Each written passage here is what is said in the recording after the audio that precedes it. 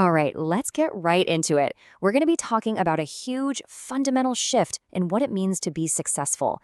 If you've ever thought that the path to success is a straight line from school to a great job, well, you're going to want to hear this. We're living in a totally new era. Okay, so what on earth could a tech icon, an Indian business magnate, and a global superstar possibly have in common? Well, the answer isn't just that they're all massively successful, it's how they got there. And that how is the key to everything we're about to unpack. Turns out, they are all pioneers of what's being called the post-credentialist era. So what does that actually mean? It's pretty simple, really. It's an age where what you can do, your skills, your vision, your impact, is starting to shout way louder than any degree hanging on your wall. It's not just some passing trend. It's a real shift in how the world defines success. To really get this, let's break it down by looking at our first type of person, the strategic dropout. And let's get one thing straight. These aren't people who failed out of school. Not at all. These are visionaries who realized the world was moving at lightning speed, way, way faster than any college curriculum could possibly keep up with. And you can see the difference in their whole approach right here. The old way, you go to school for 4 years, get the piece of paper, then you go look for your big break.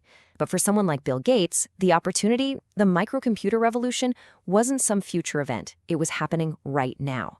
Dropping out of Harvard wasn't about giving up. No way. It was a calculated business decision because he knew that timing was everything and the window was closing fast.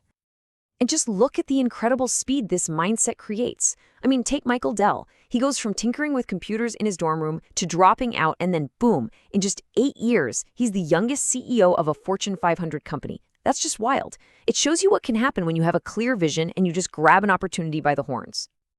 And of course, you can't talk about strategic dropouts without talking about Steve Jobs, right? But his story adds this really interesting twist. For him, it wasn't just about jumping on a market trend. It was about following his own deep curiosity. You could call it selective learning. Because the key part of his story is what he did after he left. He didn't stop learning. He just learned differently. He randomly decided to sit in on a calligraphy class. A calligraphy class! I mean, it sounds totally unrelated, right? But that one decision, that moment of following his gut, ended up being the secret sauce behind the beautiful fonts and the whole design philosophy of the first Mac. It's the perfect example of how the most valuable skills can come from places you'd never, ever expect. All right, so that's Silicon Valley. Now let's switch gears and continents to look at our second archetype, the grassroots industrialist. We're looking at India now, where the stories are a bit different. It's less about a sudden tech boom and more about incredible grit, real-world smarts, and literally building an empire from the ground up. Just think about the starting lines for some of India's most successful people. Dhirubhai Ambani, a petrol pump. Gautam Adani, sorting diamonds. Nikhil Kamath, a call center. You know, for them, the real world was their university. Their careers are living proof that hustle and street smarts can take you places a degree can't even promise. And I love this quote from Gautam Adani because it just hits the nail on the head.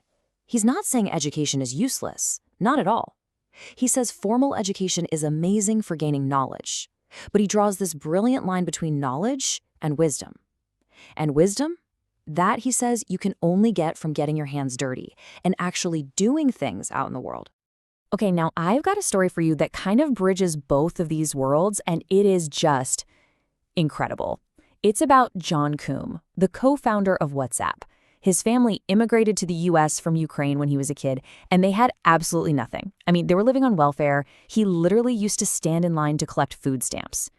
And then this happens. Facebook buys his little messaging app, WhatsApp, for, wait for it, $19 billion. Just let that sink in for a second. From food stamps to a $19 billion payday. The jump is just mind-blowing. But here is the best part of the story, the part that'll give you goosebumps. Where did he sign this life-changing deal? Not in some slick boardroom. No, he drove back to the very same welfare office where he used to get those food stamps, and he signed the contract on the front door. I mean, come on, what a powerful statement. It's the ultimate proof that where you start has nothing to do with where you can finish. So you've got these strategic dropouts, these grassroots industrialists, these incredible immigrant stories. They all seem so different on the surface, don't they? But when you really dig in, you start to see they're all cut from the same cloth. They share this kind of psychological blueprint for success.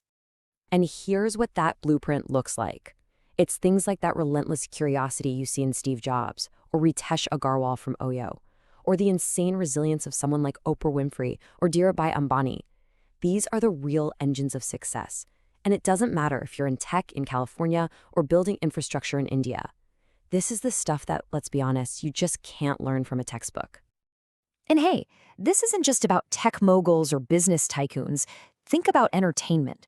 Someone like Salman Khan, a college dropout, has built an empire worth around 2,900 crore rupees.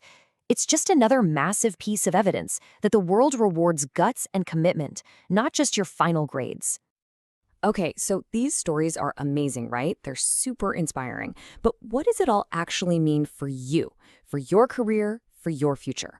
Let's get practical and bring it all back to what you can do about it. This is the big so what. Hiring isn't what it used to be. More and more companies care less about the fancy name on your degree and more about, can you actually do the job? They want to see your projects, your portfolio, your real-world skills. Your ability is becoming your new resume. So what's the game plan? How do you thrive in this new world? It really comes down to 3 things. 1, never stop learning. And I don't mean go get another degree. I mean stay hungry. Take an online course, build a side project, just keep learning. 2, build skills that actually matter in the real world, things that solve problems. And 3, and this might be the most important, just start. Take action.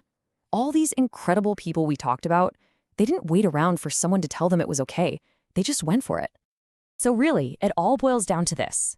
In this new era, success isn't going to ask to see your report card. It's going to ask, what have you built? What can you do? So the real question I want to leave you with is, what skill are you going to start working on?